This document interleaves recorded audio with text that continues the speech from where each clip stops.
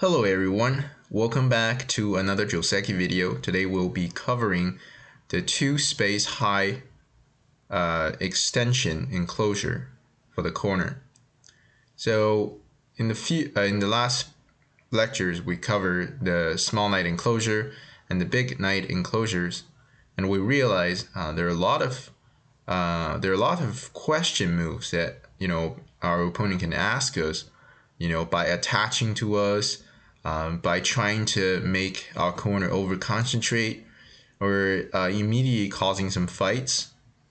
So what happened with AI is that AI realized that all those attaches are super annoying, and then why don't we choose a type of enclosure that avoids all those attaches and also give us the potential to build huge influence. So, if you ask me, well, what's the purpose of a, 2-space high extension enclosure? What's the idea behind it in one sentence? I would definitely say that your idea is to give your opponent the impression that you're trying to enclose a bigger corner, but in fact, you don't really care about that corner. So this pretty much summarizes what we want to do when we play this type of enclosure, is that we don't really care about the corner territory. It looks like we do because we are using an enclosure, but we're really not enclosing anything. What we're looking for is a dynamic game, is variations, and is influence towards the center. So we'll illustrate that in this video. So against this 2-space high extension, the first very interesting move is for you to attach at Q4. So this is actually a legit move that I put in my trick videos. So the reason I put that in my trick video is I found this to be extremely shocking as a move, is that at move 6, you decide to directly attach into someone's corner like this. But this move is actually pretty good, and it's not a move that can be punished. So I linked the video below in the description, but I'll also briefly recap what I said in that video. It remains very valid, is that the correct defense is for you to Hane.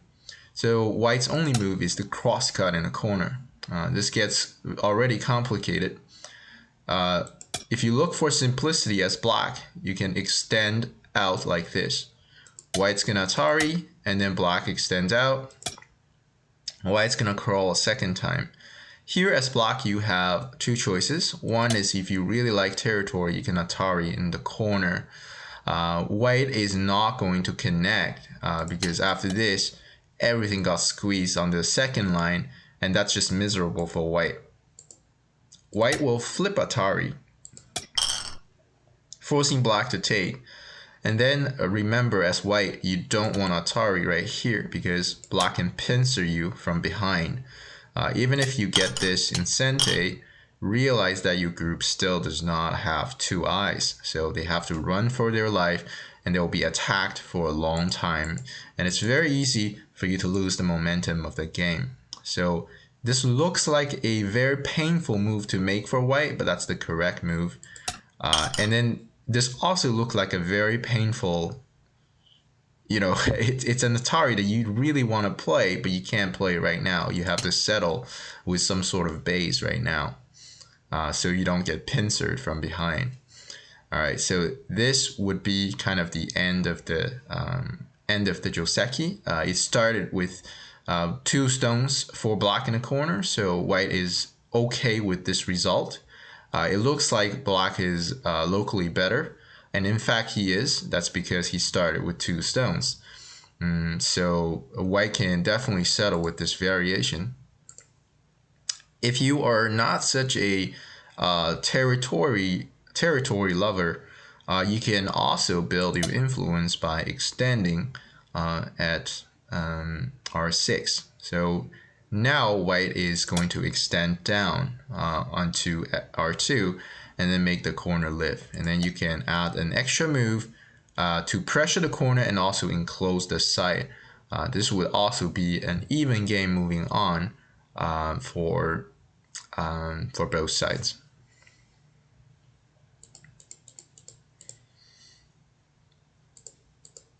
But obviously, if your opponent looks for complication, or if black looks for complication, this can also be played out. Since the variation is extremely complicated, and I cover those in details, so you can check my video. It's called Drunken Master Trick video. I link the video below the description. So if I play out a couple more moves, it should look like something like this. There's a lot of variations behind these, and they're super cool. So I highly encourage you to check out if you haven't. This is not our today's the main topic, but it's very, very cool to know about the Q4 attach move, and I think it's super fun to use even in a tournament. It can really surprise your opponent. So what I'll be covering today is mostly this move, right? This is the move that all of us are pretty worried about, and it's actually an excellent move for white. Because our stone is on the 4th line, when our opponent approaches from 3rd line, it's always very annoying. The first important thing for black is to remain consistent with his idea, which I have just said, is that you don't really care about your corner. Because right now, if you say, hey, I really care about my corner and I want to just defend the corner, this is not acceptable, right? So if we reverse the order of play, it's like as if when we enclose like this, our opponent approaches and we suddenly decide to make this really stupid looking move. This is not an acceptable move for black. So when white approaches, our first idea is to abandon the corner, right? And really just do nothing about it. So there are many choices that black has over here. The first choice is to pincer white from behind, making sure that when white pressures us, we counter pressure white. Locally, white can jump out. Of course, right now as white, you can also think about just Tanuki. It's also a very, very good choice. But if you want to play locally, white can hop out at M5.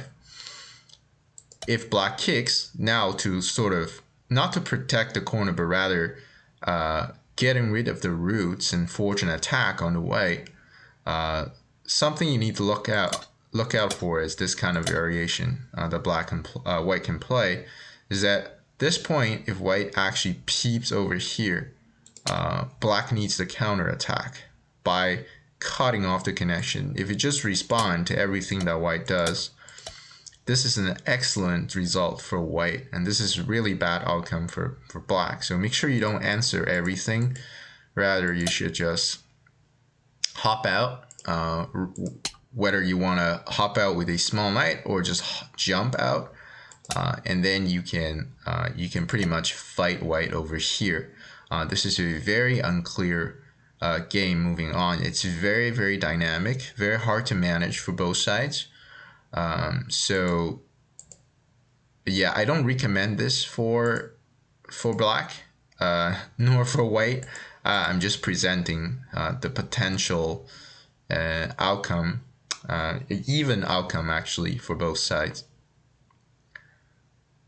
Well, so what is my recommendation then for black if you actually reach this position and you encounter this really annoying approach?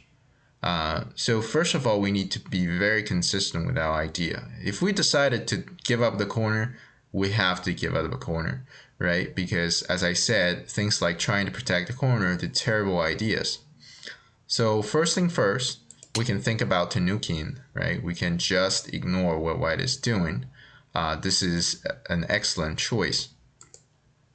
We can stay very consistent with our idea of building a moyo. This is a little bit outdated as a move because of AI these days, but I really don't see. I really cannot imagine that you would actually lose your game because of this move. It connects all black stones, build a very nice moyo, so you can definitely play this move as well. So as long as you stay consistent, even you play moves that are a little bit outdated, as long as your idea is consistent throughout your Joseki stage, you should actually be having a decent position moving into your middle game.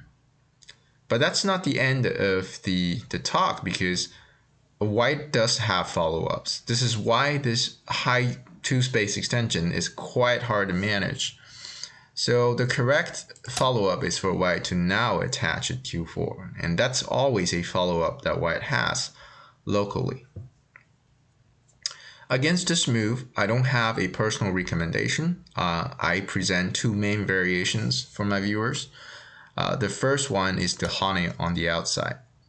When black Hane is on the outside, white's correct move is to extend down. And black follows up by protecting corner. White Hanes and black Hane. White plays a tiger's mouth. Black Ataris. White connects. And then black hops back and makes sure that this cutting point is fixed. You can fix it with a tiger's mouth, or you can fix it with a bamboo shape as well. So both moves should work out just fine. So if you want to just play solid, you can play a tiger's mouth shape, and then we're really focusing on our moyo. So this is not a bad outcome for black, yeah, and white is okay as well. So this is just an even game moving on, and we have to remain consistent with the idea of building the top side as black. So that's one of the variations. There's obviously other branch variations that gets really weird. The second main variation is for you to Hane on the bottom. So against this one, the best move is for you to cut off black. So I just want to mention here, if white cuts here, then we can just make use of the variation that we talked about already, because now after the entire variation, so let's say we play out this one, right?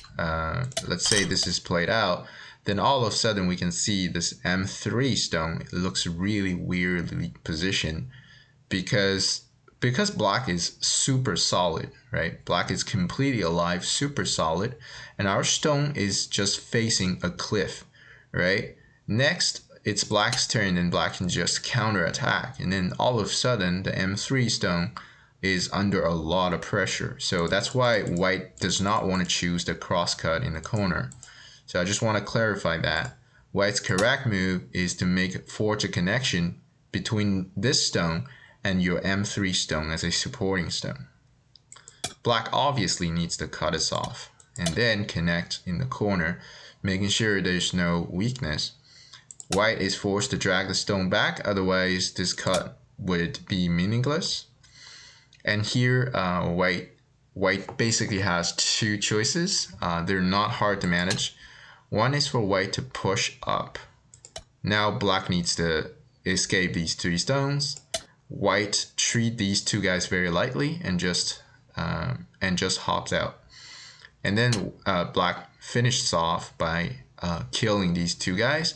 And then white can follow up with the idea of building on the left side. So this is a even position for both sides, where black has a lot of influence towards the top left, and white has a lot of the top right for black, and then obviously we can see this area is definitely under white's influence. So kind of like an influence for influence game. The other possibility is at this point, if white escapes, I actually don't like this quite much for white, because now black can just peep. After this, black can actually make use of the weaknesses that white has, and then cut over here. So now now white cannot connect because now when we extend, these guys only have 3 liberties.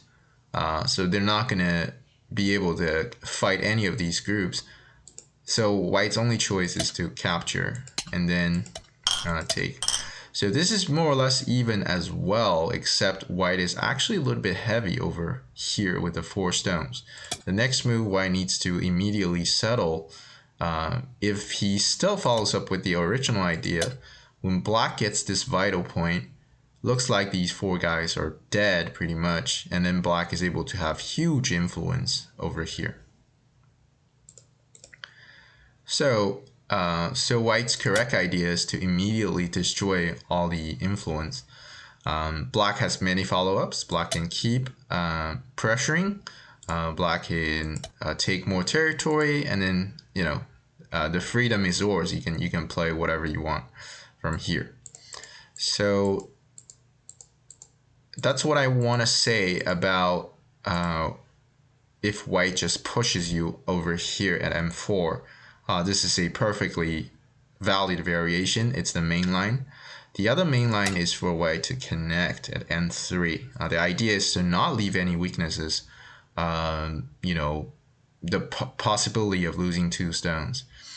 Against this move, black needs to take immediate action and attach at q6.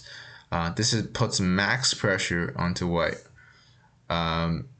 White's correct move is to turn out because if this looks more intuitive, but black can actually clamp here, and white does not want to descend because black can block over here, and then this is really difficult for white. If white fights like this, black can Atari, and then crawl here. So I'll leave you to verify that none of these groups gonna die for black, and then what remains for white is a dead 6 stones over here. So that's not a great outcome for white.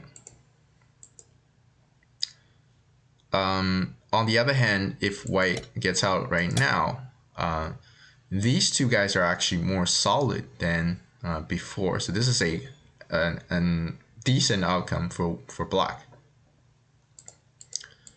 So instead of exchanging your R5 against R6, what you need to do is just directly not exchange that at all, because now the Q6 stone of black is kind of weaker than before. And then we can just turn over here when black, so here obviously black needs to double Hane, right? This puts max pressure, and this works tactically. A lot of my viewers would actually extend, but this is way too soft. It gives whites more liberty, more more things to work on, and more freedom. So we don't want that. A lot of times it looks like we have a cutting point, but we need to put max pressure. And when white turns, we will connect over here. So we still remain very consistent with our idea. And I actually really like black because not only we're able to build on top side, but also these 3 guys have the opportunity to rebel some point in the future, right? If white is not careful, black can still drag things out and start attacking 5 stones. Okay, so I think this covers up pretty much all the basics that you need to know about the 2-space high extension enclosure. So this is definitely a harder to manage enclosure type for most viewers, including myself. I'm not very comfortable. I wouldn't say I master this type of enclosure.